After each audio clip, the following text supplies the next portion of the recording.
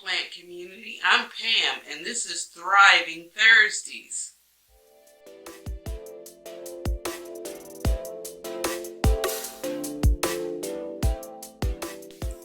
Hi, plant community. As I mentioned before, this is Thriving Thursdays. This is the fourth and final episode, you guys, where I pick two plants that I feel has been doing very well and thriving under the conditions that I have been providing. So let's just get right to it. My first plant is kind of big, but grab it.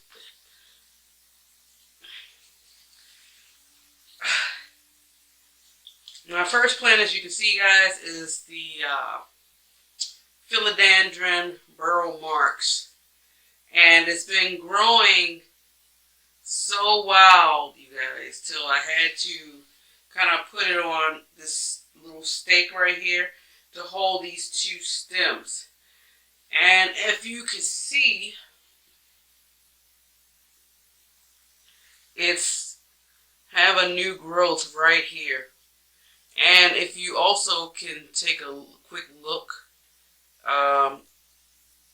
these little stems, is literally new growth all over this plant.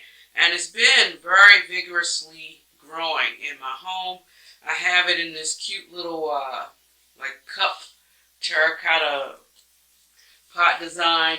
And it's in a very airy soil mixture. I've had this plant, I want to say, for maybe about not even a year, but almost there, say maybe 10 months or so.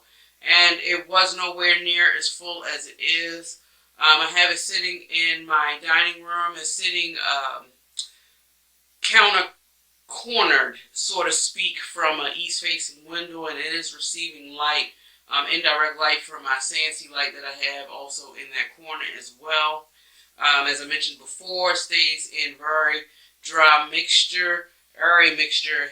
I put for this particular one, it's about 30% perlite, and I have some pumice in this mixture as well with the soil mix. Do you need pumice, you guys? You do not need pumice. This is just some planting extra material that I happen to have, that from time to time I do add pumice in my soil mixture because it's very good with root growth as well as the healthiness of the roots. Perlite does the same as well, but with pumice, that is a material that can be used over and over again, so that's something that I kind of like using, but from time to time. But as you can see, I probably need to give it a little drink because the leaves do seem a little droopy, but it's growing very well in my condition, and I just love it. Very easy care, very easy going. Let me see if I can sit it right here without damaging the leaves. Now my second plant, you guys, who can go wrong with a Hoya? This is my Hoya Crimson Queen. And I've had this plant for a year, but it really started showing its growth with this past growing season. People say Hoya can be slow growers.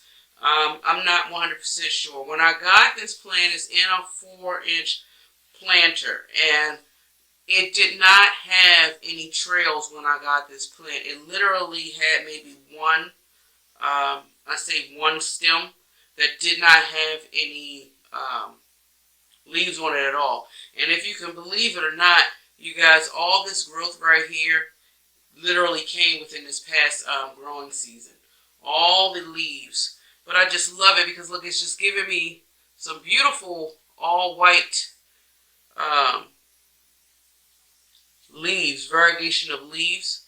And I really appreciate the pink hues that I have. And this is a new leaf, believe it or not. It's still growing. I have it in my in this sunroom, and it's hanging directly in front of a west-facing window, so it does get a lot of bright light In the growing season, I do find that I have to water this a little bit more frequently because it is getting a lot of light. But I just love the variegation in it.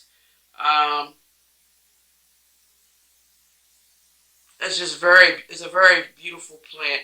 You can tell this plant likes to dry out completely before you give it a good rinse, a good soak. And you can also tell when this plant is thirsty, not only by just taking your finger and feeling the soil, which by the way I just watered this a couple of days ago, but you can also tell by the feel of the leaves. When this plant is well watered, the leaves will feel thick and it will be kind of hard to actually maneuver them, so to speak. It will be hard to squeeze them or push them. But when it does not have water, the leaves will give way, and I can give an example with the new leaf because it's not really thick yet. But when it doesn't have a lot of water, as within this leaf, you could actually, it's flexible. So if you have any Hoyas, this is pretty much the way to go. It loves bright light. It loves to air out, dry out completely. And you want to be mindful to check the soil as well as feel the plant. I also love Hoyas as well because they have this veining in there that's really deep and dark, and the variations of colors just cannot be beat. I have a little fun fact for you guys. I'm not quite sure, but do you know that actually the variegation in plants, that's more or less of a deformity, so to speak. But even though it's a deformity or a deformity of some kind for the plant, it is very beautiful for us. And I love it very much. So there you have it. The Hoya Crimson Queen. And it's also called, and I'm sorry, it's also called the Queen because the variegation or the white tints is typically on the outside of the plant, where the Crimson Princess, you will see the majority of the variegation or color will be in the middle. So those are the two plants, you guys. Please comment below. Let me know if you like this series. I could probably pick up the series a little bit later as we go along this journey together. Let me know what plants are thriving in your home under your conditions. If you want to share a couple of pics or two, I would appreciate that as well. But this will be it for the video, you guys. And keep in mind, if you love foliage as much as I do and you love listening to planting things, definitely hit the subscribe button.